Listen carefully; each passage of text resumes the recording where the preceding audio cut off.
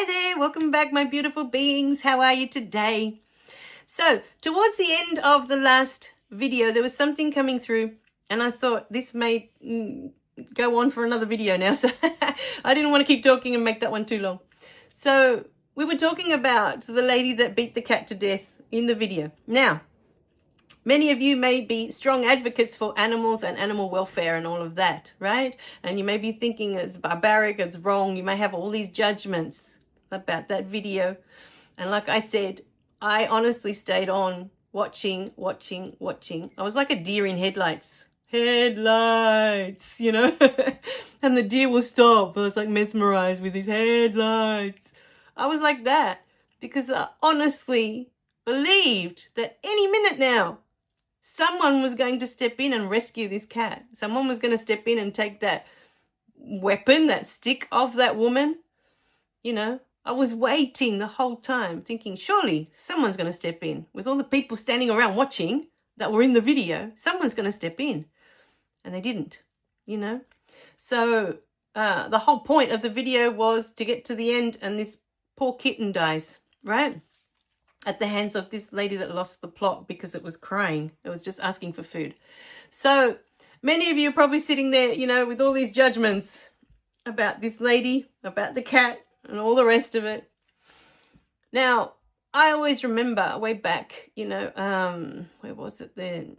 There were these videos as well that people were posting up on Facebook about dogs and cats and how they're killed and how they're eaten in other countries, and they show you the process, you know, and how barbaric it is and all the rest of it, you know, in the videos. And my husband was watching them and he was like, I just can't watch them, he said to me. You know, he'll get to the beginning of it, and as soon as we hear the animals crying for help, both of us would just, you know, contract and be like, I can't watch it. This was many years ago now, more than 5 years ago. I remember these videos coming up. We don't watch them anymore. I know this exists in the world. I know it happens, but I don't need to watch it. You know, I don't need to be reminded. I don't need to put my energy into it, you know. So what happened was the information that was coming through at the time, you know, that my husband's going on about these poor dogs and how they're treated and, you know, just for food, you know, restaurant or whatever it was overseas. And the cats, you know, how they kill the cats over there. And then I remember at the time thinking, but aren't we a bit, what's the word? Aren't we being hypocrites? You know, I was trying to think of the right word and I couldn't find it at the time. Aren't we being hypocritical, right? I was thinking when he's showing me this, he showed me the beginning and we were both like, we both couldn't watch it, you know, this poor animal suffering. And I stopped him, you know, and he was going through that. And I said to him, but you do realize that here in Australia, every year, the RSPCA puts to sleep thousands of dogs and cats that nobody wants. They've got, you know, there's all these cages with all these dogs and cats that get, you know, they get dumped off all the time, or they're found as strays on the streets and they get, you know, brought in. And so the RSPCA collects all these cats, all these dogs.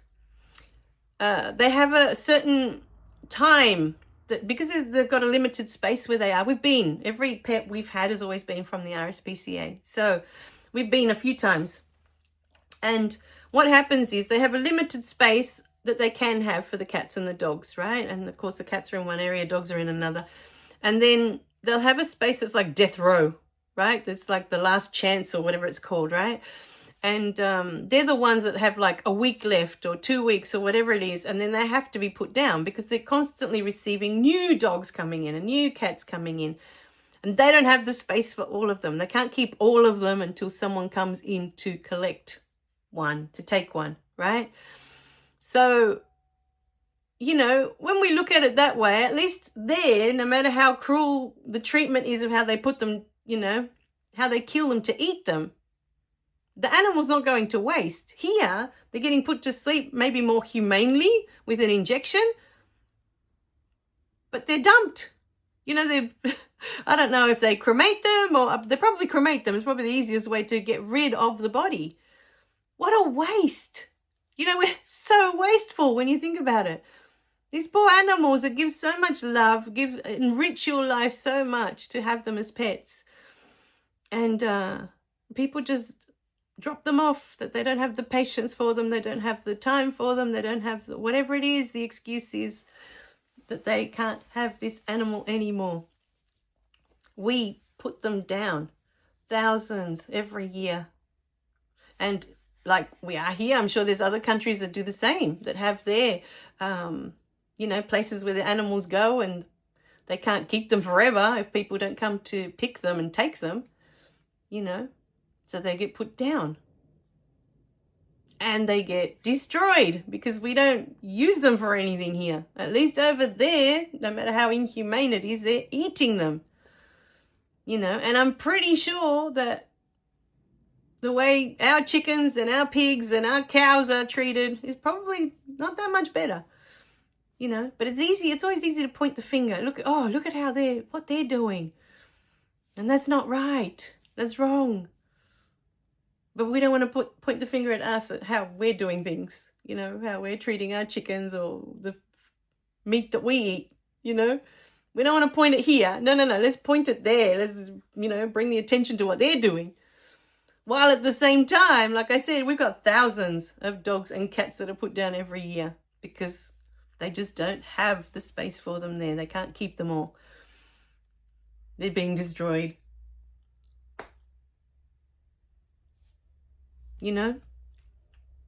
So it's easy to judge. It's so easy to judge. If you can do something, then do something if it makes you feel better. But know within yourself that it is all serving you. All of it. All of it. Everything. Those beautiful chickens and how they're treated. The pigs, the cows, all of it, the horses. Everything is here for us. It's all spirit. Always remember that. It's all spirit. All spirit. And it is all serving us in our beautiful human experience.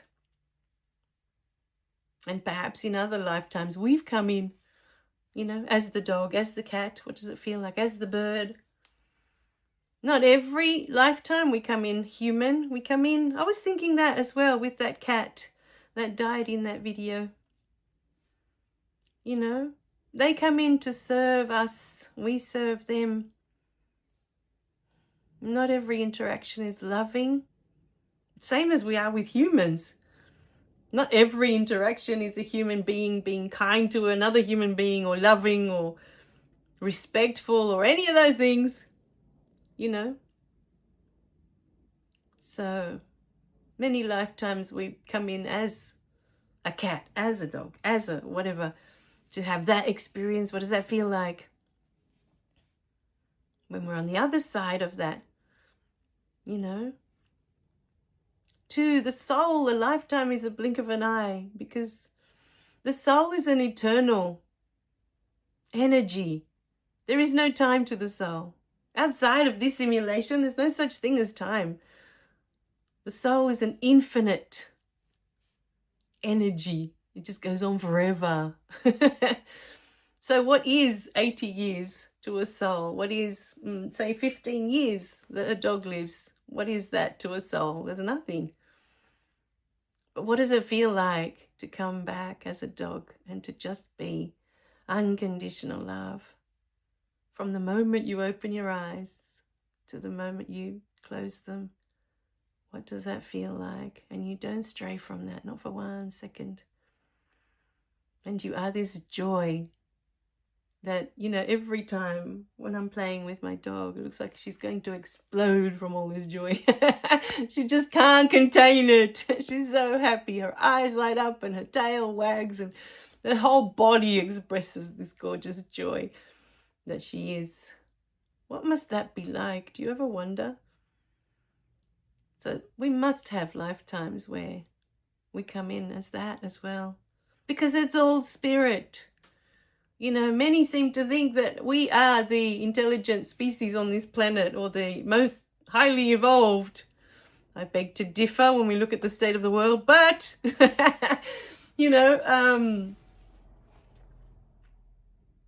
it's all spirit. It's all made of this gorgeous, intelligent energy, all of it.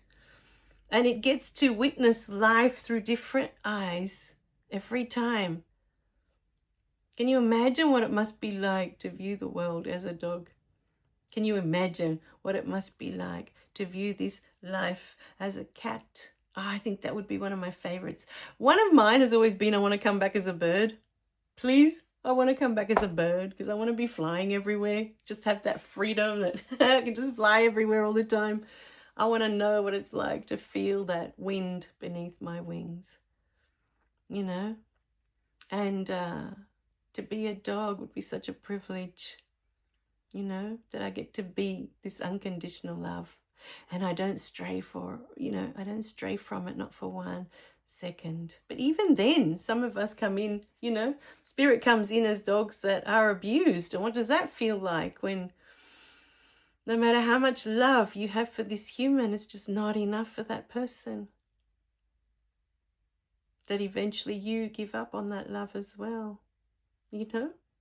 I've seen it. I've seen dogs, you know, like I was saying, from the RSPCA, there were a few cages that we'd go to where it was the first time it broke my heart.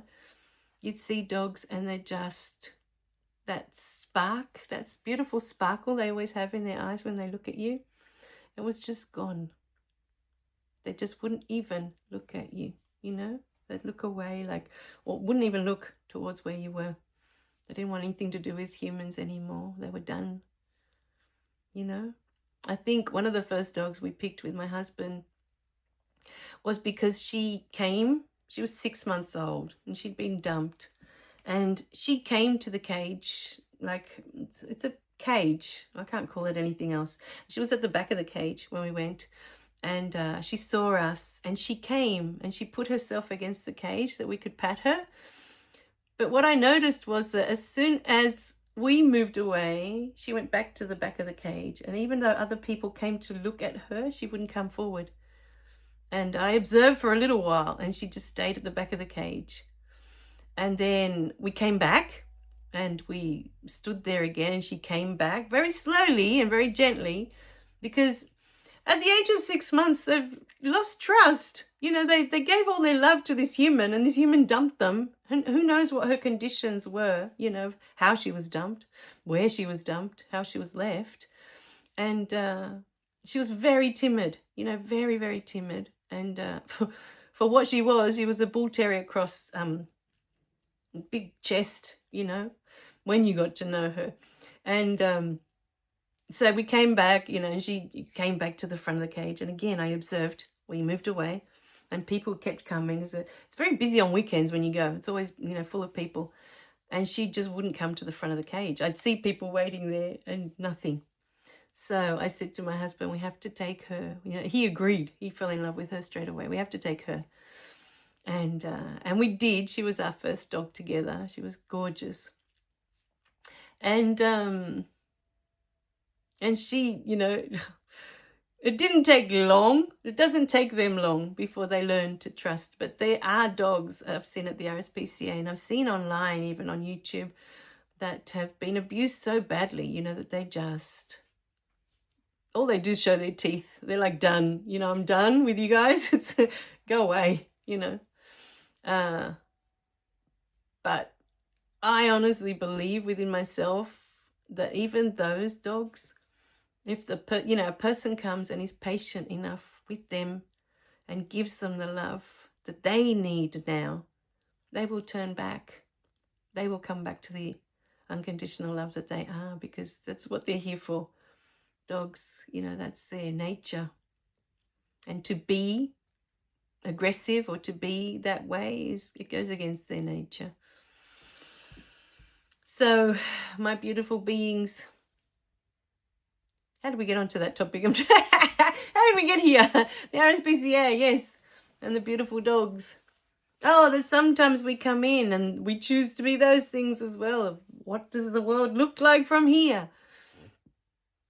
You know, what does the world look like? And the cat, for me, is fascinating. You know, when we've had cats, I just love watching them. They're so at peace. They're so zen, but they're so at peace. You know, that just, to them, the peace is the most important. They're playful. Yes, I love their playfulness. But for me, it was, what I loved the most was their peace. When they're sitting in the sun and they just exude this energy of peace. I'm at peace. I'm good. I'm good. You know, it's all good. It was so lovely to be around them when they were in that state, you know, so gorgeous. And what I noticed observing them is that they'll do anything to keep that peace. They will walk away from anything that disrupts it, you know. So that was beautiful. Beautiful to observe. Let us know in the comments below if you were to choose to come back as an animal, which one would you choose and why? What's your favorite animal? What would you love to come back as and experience life through that animal? That would be fascinating. I'd need a few lifetimes. I would love to come back as a dog. I would love to come back as a cat, but I definitely want to come back as a bird and just fly and fly and fly. You know, feel that freedom. It's so beautiful. So my beautiful beings, I just had this vision of a bird in a cage. And my whole life, whenever I see a bird in a cage, it just makes me so sad. And the reason, I think, is because I see myself as that bird in that cage. Imprisoned by our mind, imprisoned by, you know, the system that we were born into. You know, for such a long time, I just didn't feel free. And when I see a bird in a cage, it just really resonates. I can feel their sadness, you know. Yes, with time, that bird learns to rely on that cage. It doesn't know how to live without it, you know. It can't defend itself out in the wild anymore after a while. And so it becomes its home, I guess. But for me, I just see a prisoner in a prison, you know. It's been robbed of its freedom to be what it can be, you know, its potential. It's been stripped of its potential for me.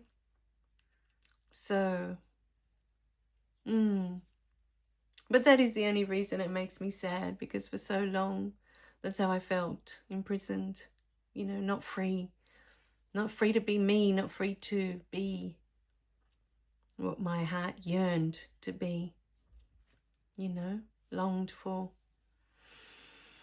All right, my beautiful beings. So let us know in the comments, what animal would you love to come back as and why? I'd love to hear all about it. And what's come up for you in this video as you're listening? We love to hear from you because we love expanding our perspective, our vision, you know, of things. I love listening to different people and their views on things because I'm constantly wanting to grow, to expand. There are infinite ways of seeing things. All right, my beautiful beings. We love you guys. Remember to click like and subscribe so you don't miss any of the messages.